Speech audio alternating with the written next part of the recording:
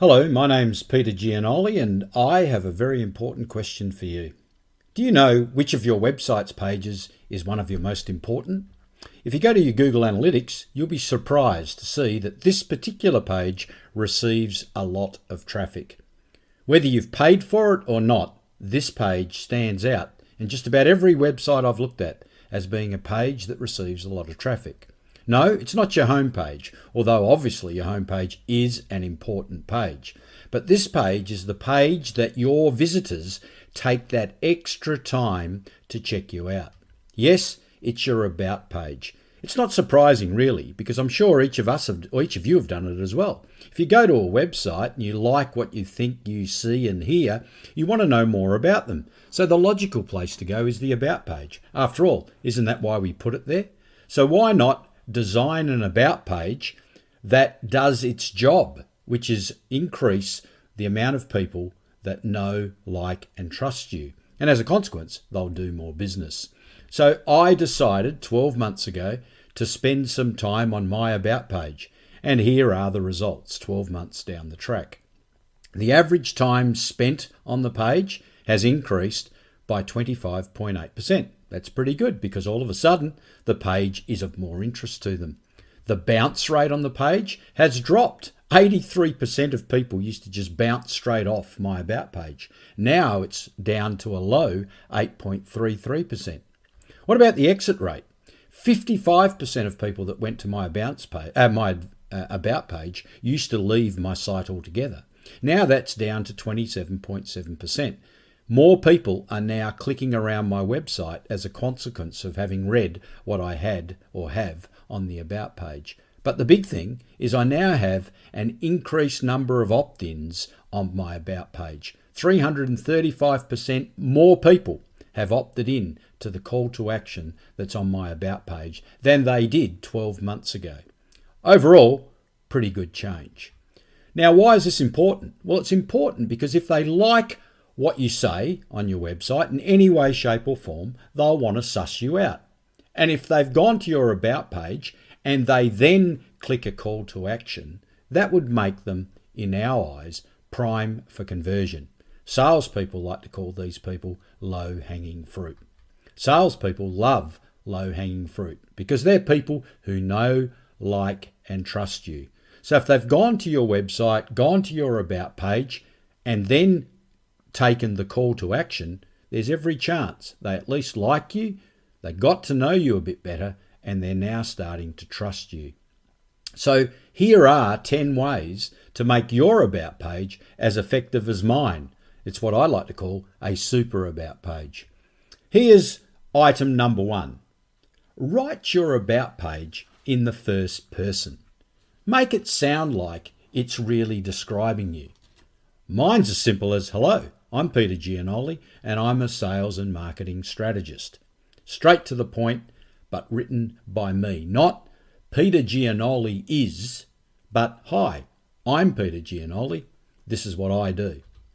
Number 2, write it in a style that's conversational. Keep them engaged. They've come to your About page to check you out, so don't give them, bureaucratic speak. Write it in a conversational style that keeps them there. Start with the reader's priorities. Tip your typical About page upside down. If you go and have a look at a lot of About pages, they've all been written, in my eyes, upside down. They start with my biography, my interests, how I got here, rather than how I can help you, the reader. Put the reader's interests first. So I suggest you reverse your About page and do it upside down so that the reader's interests are first and what you are comes later. Yes, you do have to tell them about yourself, but not your entire biography, at least not early on the About page. Towards the end of the About page, or a link to a further description of what you do, that makes good sense. But don't bore people stupid with who you are and all of your biography.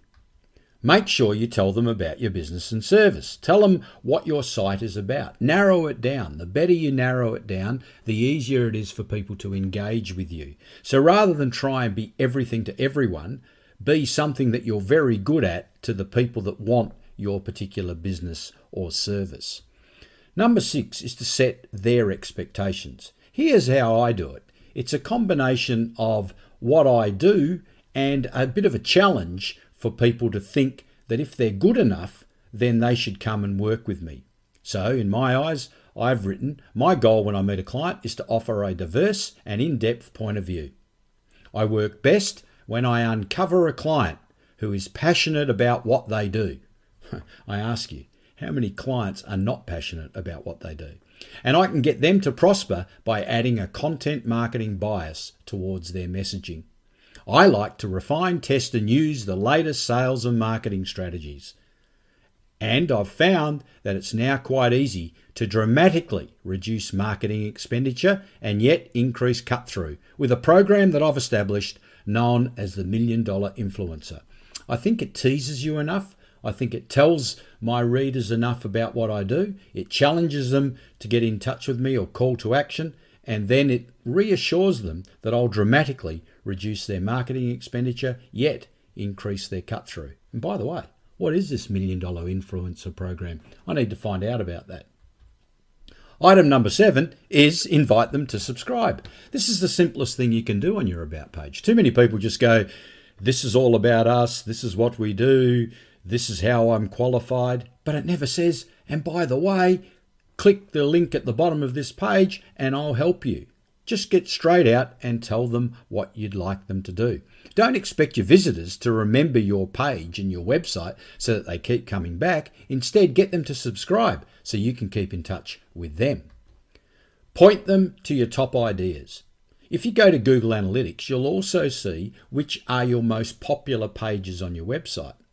Particularly if you write a blog, then the pages that have resonated the most with readers are the ones that you should highlight in your About page. I mean, people are coming to check you out, so why not show them your best work? The better you can direct them to your best work, the greater the chance they're going to know, like, and trust you. Yes, on your About page, please provide a full biography. Not necessarily in long form, but a link to how people can get the real nitty-gritty about you. And then, very importantly, tell them how to contact you. It's best to say something like, hey, love working with you. Why not see what I write on Facebook, Instagram, Twitter, whatever you like. Or better still, click the call to action at the bottom of this page and I'll send you my best stuff each and every time I produce it so that you get it hot off the press. Look, I hope that helps. Please focus on your About page. If you can get your About page resonating with your readers, you'll have a lot more people clicking your call to action. And when they click that call to action, they'll be hot because they know, they like, and now they trust you enough to give you their details. Look, because I think your About page is so important to your business, I'm prepared to help you out. If you copy the URL to your About page and email it to me, info@dmanagement.com.au, I'll give you a critique of your About page and send you a report as to what I think you should do to make your About page a super About page. So at the end of the day, all your energy that you invest in your About page will have it supercharged. That email again, info@dmanagement.com.au. Simply send me the URL to your About page and I'll do the rest. Thanks for watching.